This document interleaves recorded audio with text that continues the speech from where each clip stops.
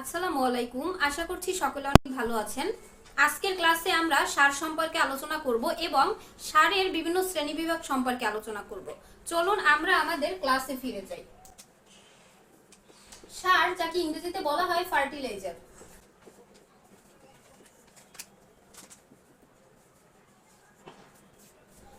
চিত্রটি একটু লক্ষ্য করুন। এটি হলো একটি উদ্ভিদ এবং উদ্ভিদ তার সুষ্ঠু বৃদ্ধি, পরিপুষ্ট এবং অধিক ফলনের জন্য উদ্ভিদের প্রয়োজনীয় অত্যাবশ্যকীয় পুষ্টি উপাদান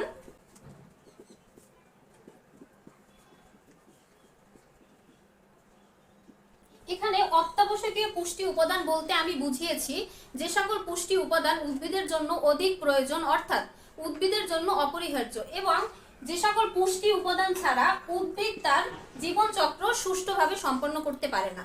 এবার চলুন আমরা অত্যাবশ্যকীয় পুষ্টি উপাদানগুলোর নাম জেনে নিই। Carbon, hydrogen, oxygen, nitrogen, sulphur, calcium, magnesium, boron, chlorine, phosphorus, potassium, cobalt, copper, manganese, molybdenum, zinc, iron এবং লাস্টন নিকেল। এই অত্যাবশ্যকীয় পুষ্টি উপাদানগুলো সরবরাহের লক্ষ্যে উদ্ভিদ মাটিতে প্রাকৃতিক উপায়ে প্রাপ্ত এবং কৃত্রিমভাবে তৈরি যে সকল জৈব এবং অজৈব দ্রব্য প্রয়োগ করা হয় তাকে মূলত সার বলা হয়। এবার চলুন আমরা সংজ্ঞাটিকে একটু গুছিয়ে লেখার চেষ্টা করি।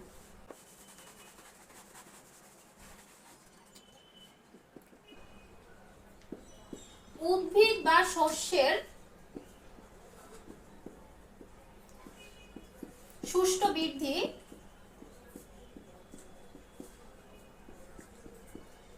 পরিপুষ্ট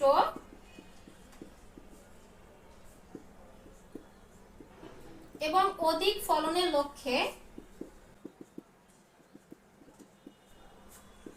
প্রয়োজনীয় অত্যাবশ্যকীয় পুষ্টি উপাদান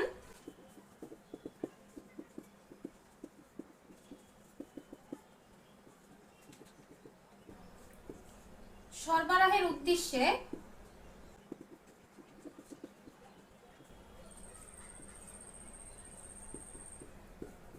উদ্ভিদ মাটি হতে প্রাকৃতিক উপায়ে প্রাপ্ত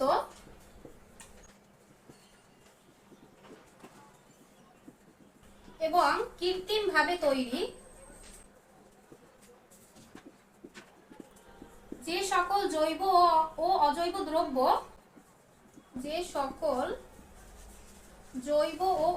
দ্রব্য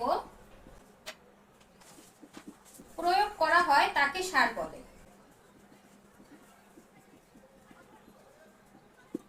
এবার চলুন আমরা সারের শ্রেণী বিভাগটা জেনে নিই।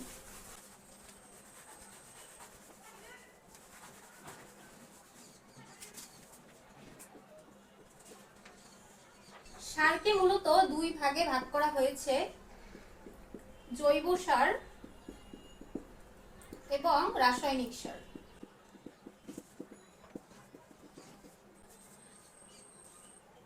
জৈব সারকে আবার বিভিন্ন ভাগে ভাগ করা হয়েছে,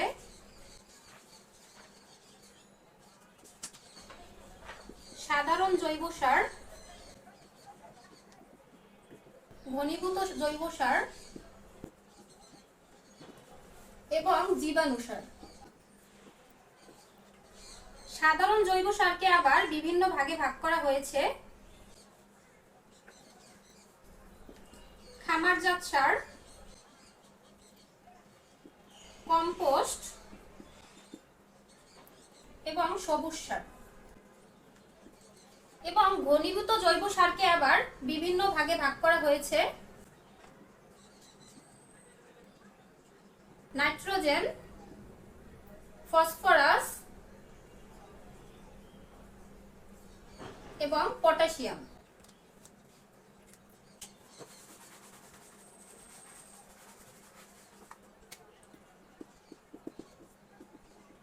এবং জীবাণু সারকে বিভিন্ন ভাগে ভাগ করা হয়েছে। নীলাভ ও সবুজ শ্যাওলা সার,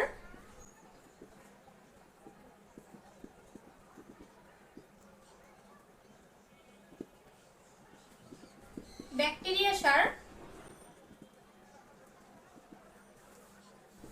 এবং এজোলা সার।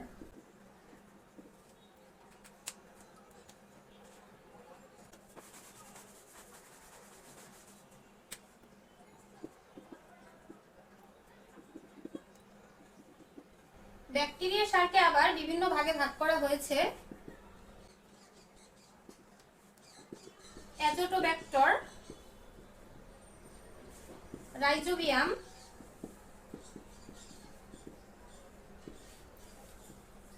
এবং লাস্টন অ্যাজোস্পাইরেলিয়া। এবার চলুন আমরা জৈব সারের শ্রেণী বিভাগটা জেনে নিই।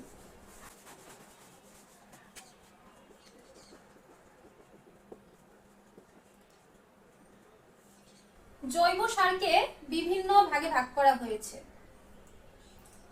1. সাধারণ জৈব সার। এবং এই সাধারণ জৈব সারকে আবার বিভিন্ন ভাগে ভাগ করা হয়েছে। খামারজাত সার,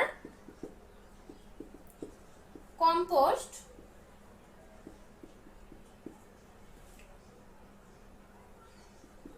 এবং সবুজ সার।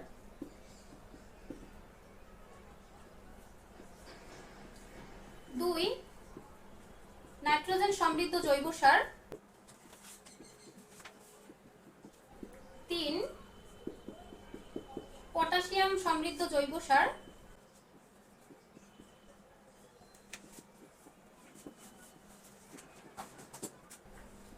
4. ফসফরাস সমৃদ্ধ জৈব সার।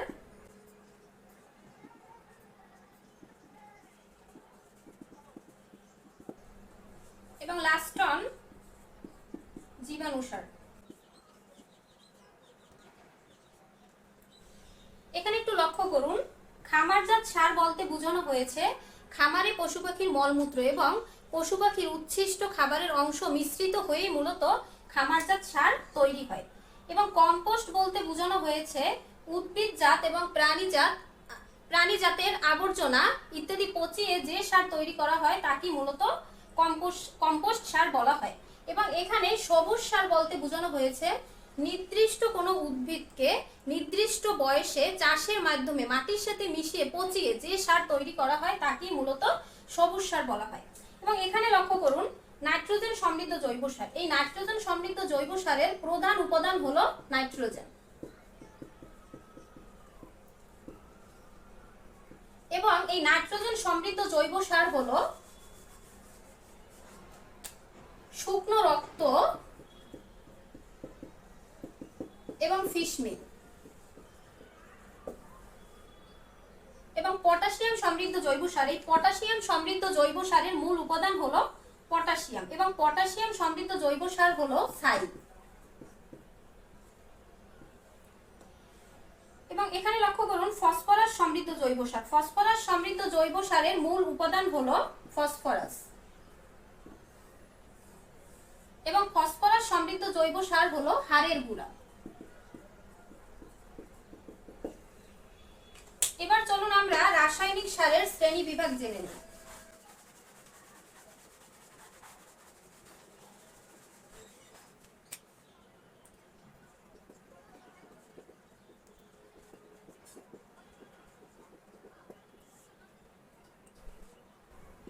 পুষ্টি উপাদানের উপর ভিত্তি করে মূলত রাসায়নিক সারকে বিভিন্ন ভাগে ভাগ করা হয়েছে।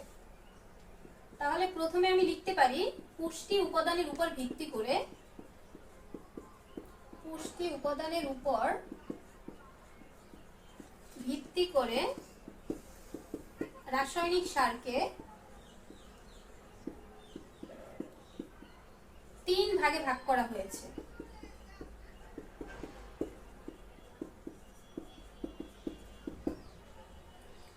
এক,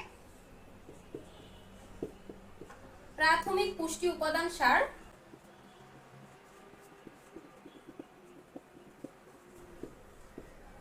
মাধ্যমিক পুষ্টি উপাদান সার এবং 3, গৌণ পুষ্টি উপাদান সার। এখানে লক্ষ্য করুন, প্রাথমিক পুষ্টি উপাদান সার হলো NPK অর্থাৎ নাইট্রোজেন, ফসফরাস, পটাশিয়াম সমৃদ্ধ সার, এবং মাধ্যমিক পুষ্টি উপাদান সার হলো ক্যালসিয়াম, ম্যাগনেসিয়াম, সালফার সমৃদ্ধ সার।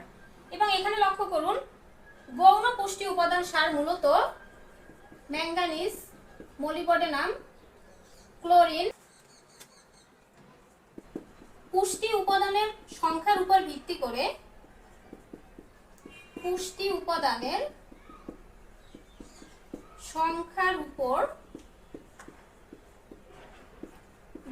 করে রাসায়নিক সারকে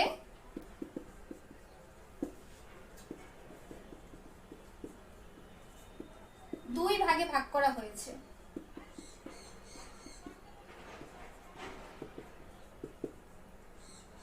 এক, একক সার। 2, যৌগিক সার। এখানে একক সার বলতে বোঝানো হয়েছে যে সারে একটি মাত্র সার বা পুষ্টি উপাদান থাকে, এবং যৌগিক সার বলতে বোঝানো হয়েছে যে যৌগিক সার সম্পর্কে বোঝানো হয়েছে যেখানে একাধিক সার বা একাধিক পুষ্টি উপাদান থাকে।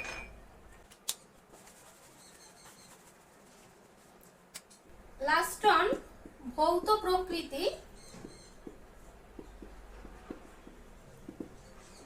প্রকৃতির উপর ভিত্তি করে রাসায়নিক সারকে 3 ভাগে ভাগ করা হয়েছে।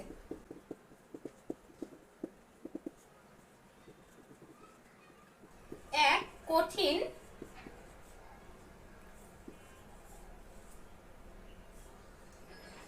তরল এবং লাস্ট অন বায়বীয়।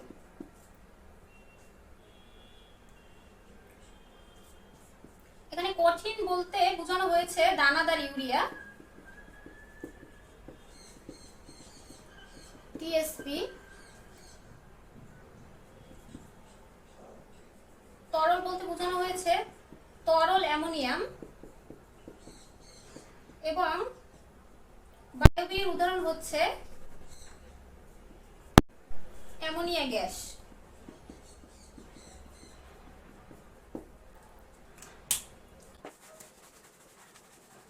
এবার চলুন আমরা বিগত পরীক্ষায় আসা কিছু এমসিকিউ সলিউশন করি।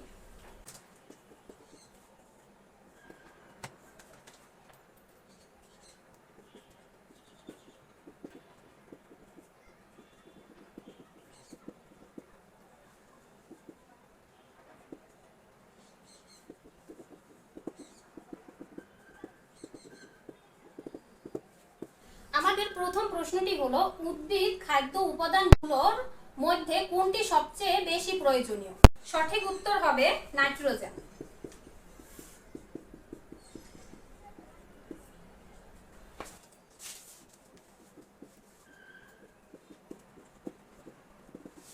আমাদের পরবর্তী প্রশ্নটি হলো, ফসফরাস কত প্রকার? সঠিক উত্তর হবে 2 প্রকার, এবং এই 2 প্রকার ফসফরাসের নাম হলো লোহিত ফসফরাস এবং শ্বেত ফসফরাস।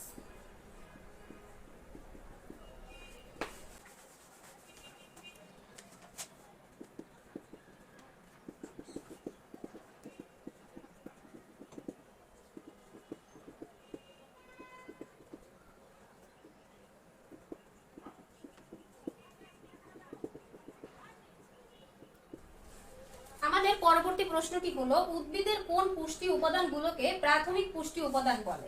সঠিক উত্তর হবে এনপিকে অর্থাৎ নাইট্রোজেন,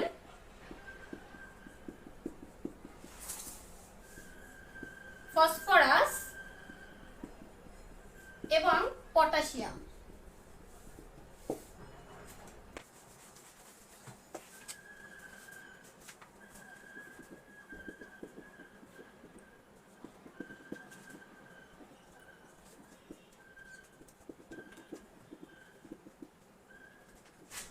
আমাদের পরবর্তী প্রশ্নটি হলো কোন ফসলে রিং পদ্ধতিতে সার প্রয়োগ করা হয়? সঠিক উত্তর হবে দীর্ঘজীবী উদ্ভিদ। দীর্ঘজীবী উদ্ভিদ।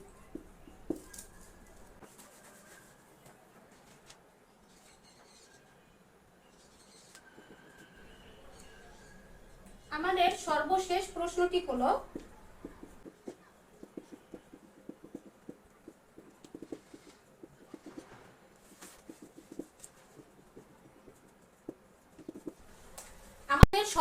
প্রশ্নটি হলো কোন পুষ্টি উপাদান মাটি হতে তাড়াতাড়ি অপসারিত হয়? সঠিক উত্তর হবে নাইট্রোজেন। আজকের ক্লাস এ পর্যন্তই, পরবর্তী ক্লাসে দেখা হবে। সবাই ভালো থাকবেন। আসসালামু আলাইকুম।